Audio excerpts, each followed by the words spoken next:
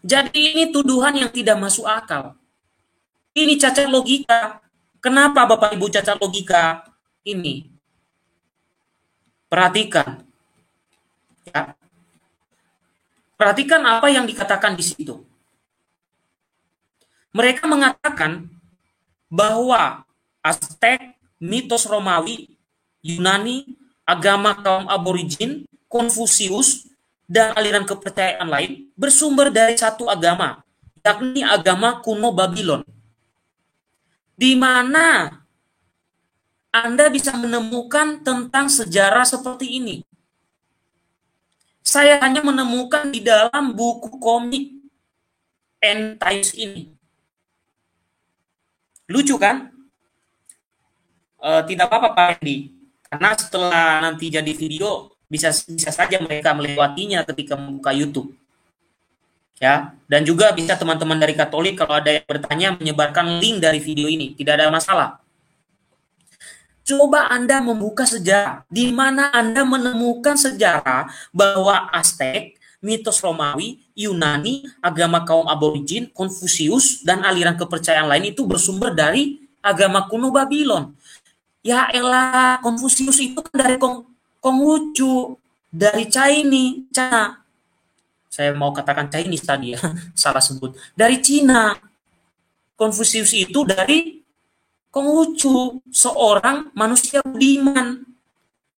Dari mana dia belajar dari agama kuno Babylon sejarahnya? Coba kalau gereja mempunyai data, tunjukkan pada saya bahwa Konfusius ya atau Konghucu pernah datang ke Babylon lalu belajar tentang agama kuno Babylon. Tidak ada sama sekali. Karena apa? Konghucu itu adalah manusia yang dianggap budiman, mengajarkan tentang moralitas. Lah, di mana persamaannya dengan agama kuno Babylon? Omong kosong kan? Lalu, agama kaum aborigin. Ya elah, kapan orang aborigin ke sana? Di mana sejarahnya perjalanan hidup orang aborigin itu? Jangan-jangan Anda katakan nanti, oh agama Parmalim yang ada di Sumatera itu adalah berasal dari agama kuno Babylon. Ya elah, sejarahmu kok ngawur. Bagaimana orang yang meyakini Parmalim Anda tuduh belajar dari agama kuno Babylon atau yang agama berasal dari kampung saya yang disebut sebagai Pelebegu. Ya, agama Pelebegu itu menyembah arwah-arwah, menyembah roh-roh atau pohon-pohon besar atau batu-batu yang dianggap keramat. Lalu Anda mengatakan itu dari agama kuno Babylon. Dari mana sejarahnya? Kalau Anda ngomong, pertanggungjawabkan dong. Jangan hanya menyebarkan tulisan Ellen G. White yang adalah tulisan sampah. Berikan bukti pada kita. Itu baru beberapa kepercayaan yang Anda tuduh itu. Nah, ini kan lucu orang-orang ini. Bagaimana Anda meyakini sesuatu yang tidak punya bukti sejarah? Jangan ngomong kitab suci dulu. Bukti sejarah aja dulu. Ada nggak? Kalau tidak ada, berarti patut Anda tinggalkan ajaran Ellen G. White itu.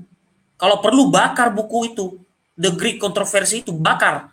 Isinya penghinaan semua, fitnah semua buku itu. Ya. Jadi klaim itu cacat logika. Karena setiap agama yang dituduh itu mempunyai sistem kepercayaan yang berbeda. Bahkan saling bertentangan mungkin. Jadi tidak masuk akal jika berasal dari satu sumber. Dan tidak ada sejarahnya yang menceritakan. Sampai sekarang saya belum pernah baca. Selain saya baca dari tuduhan Ellen G. White. Dan itu pun tidak ada sumbernya. Ya siapapun juga bisa menulis tanpa sumber kok. Tinggal saya menghayal, langsung jadi tulisan. Lalu besok-besok saya katakan ini berasal dari Tuhan. Ini ajaran dari Tuhan. Padahal isinya menghina orang lain. Bagaimana ajaran semacam ini? Nah, kita lanjutkan. Nah, Bapak Ibu, kita melihat apakah gereja Katolik dibiarkan oleh Yesus akan hancur seperti keinginan gereja Advent hari ke-7 ini? Saya rasa, ya, jika Anda meyakini, ya, jika Anda meyakini bahwa perkataan Yesus dalam kitab suci itu adalah ya dan amin, dan jika Anda meyakini bahwa apa yang disampaikan Yesus itu kebenaran, maka Anda tidak akan menyangkal bahwa ini adalah kebenaran, bahwa Yesus menjaga gerejanya dari setiap kejahatan, setiap tuduhan-tuduhan dan fitnah. Mengapa? Yesus itu mendirikan gerejanya di atas Rasul Petrus dan ia akan menyertai sampai akhir zaman. Silakan baca Matius 16 ayat 18 dan Matius 28 ayat 20. Aku menyertai kamu hingga kepada akhir zaman. Kata-kata itu tidak hanya untuk para rasul waktu itu, dan setelah mereka meninggal sudah berhenti itu ayat. Termasuk Yesus dalam Matius 16 mengatakan, di atas batu karang ini aku mendirikan gerejaku dan alam maut tidak akan menguasainya. Itu dia katakan kepada Petrus, yang adalah nantinya dipercaya dalam iman Katolik sebagai pemimpin gereja hingga saat ini. Diteruskan oleh para paus. Kalau Anda percaya perkataan ini abadi, seperti kata Yesus, langit dan bumi akan lenyap, tetapi perkataanku tidak. Kalau Anda meyakini hal itu, semestinya Anda meyakini bahwa Yesus Kristus tidak membiarkan gerejanya jatuh ke dalam alam maut atau hancur lebur. Pasti ia genapi perkataan itu. Dan saat ini Anda melihat gereja Katolik dituduh bertubi-tubi dari aliran manapun, apakah dengan demikian akan hancur? Saya yakin dengan kekuatan Tuhan, tidak akan. Tuduhan-tuduhan semacam itu sudah ada sejak abad pertama. Dan gereja Katolik sudah membantah, sudah melawan. Dan tokoh favorit saya dalam hal apologet adalah Athanasius. Dan masih banyak lagi contoh-contoh tokoh-tokoh yang luar biasa dalam mempertahankan iman Katolik. Maka meneladani mereka, saya tergerak untuk memberikan apa yang saya bisa. Apalagi di saat pandemi ini. Daripada kita nongkrong-nongkrong, happy-happy, lalu ngobrol ngalor ngidul ke sana kemari, mendingan kita memberikan hal ini. Siapa tahu anak muda, ya, seperti saya dan teman-temanku OMK, pernah mengalami seperti ini, dan akhirnya menemukan jawaban. Dari apa yang saya atau sedikit saya bagikan ini, meskipun masih banyak keterbatasan. Jadi Yesus Kristus menjaga gerejanya hingga sampai akhir zaman.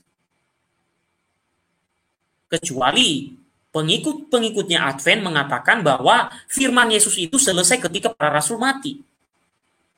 Maka mereka akan mengatakan, oh tidak, Yesus tidak menjaga. Perkataan Yesus dalam kitab suci itu bohong. Karena mereka kan sudah punya nabi namanya Ellen G. White. Bukan Yesus lagi yang mereka ikuti, tapi Ellen G. White. Nah, selanjutnya, mereka mempunyai dasar tadi, menuduh gereja Katolik itu, juga sering mereka katakan bahwa yang mendirikan gereja Katolik itu Konstantin. Ini sejarahnya pembodohan namanya. Kalau mengatakan yang mendirikan gereja Katolik itu Konstantin. Kenapa? Kamu tidak belajar sejarah kekristenan di Roma. Ya, kamu tidak belajar tentang kekristenan dan perkembangannya di Roma. Sejak abad pertama, Rasul Petrus dan Paulus ke Roma. Anda tidak membaca itu, termasuk Ellen G. White yang Anda anggap nabi itu. Kalau dia baca, pasti dia tahu kapan kemunculan Konstantin. Kapan Konstantin menjadi Kristen. Dan kapan kekristenan ada. Yang sering mereka katakan adalah Konstantin mendirikan Katolik. Ini kan kebodohan yang terus-menerus diwarisi kepada pengikut Ellen G. White. Dari zaman ke zaman diteruskan. Padahal apa Bapak Ibu? Sejak abad pertama ketika Nero berkuasa, ya, Kaisar Nero berkuasa, ketika Rasul Petrus datang ke Roma, disitulah dimulai, ya, Rasul Petrus datang ke Roma sekitar tahun 48 sampai 50, dan sejak saat itu mulai Kaisar Nero membenci kekristenan. Bahkan dia menuduh orang-orang Kristiani saat itu membakar kota Roma. Apakah Ellen G. White mengetahui sejarah ini? Saya kira tidak. Orang-orang Kristiani dituduh oleh Kaisar Nero membakar kota Roma, maka mereka semua dihabisi, dibunuh. Pada waktu Kaisar Nero, itu belum Konstantin. Bahkan Konstantin nanti munculnya di timur Romawi.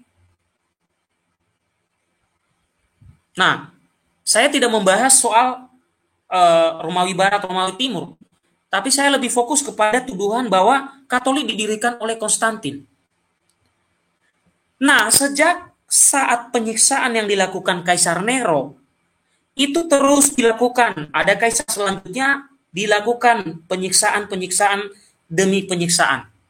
Hingga sampai kepada tahun 381 pada saat Kaisar Theodosius, ya, Kaisar Theodosius, mudah-mudahan namanya tidak salah.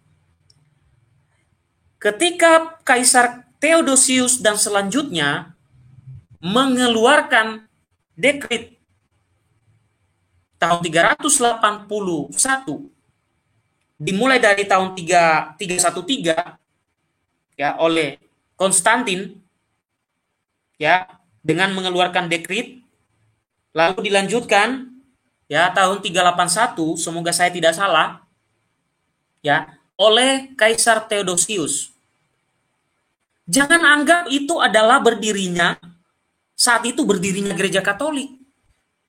Itu bukan berdirinya gereja Katolik, tapi diizinkan secara resmi untuk disebarkan di Kekaisaran Romawi.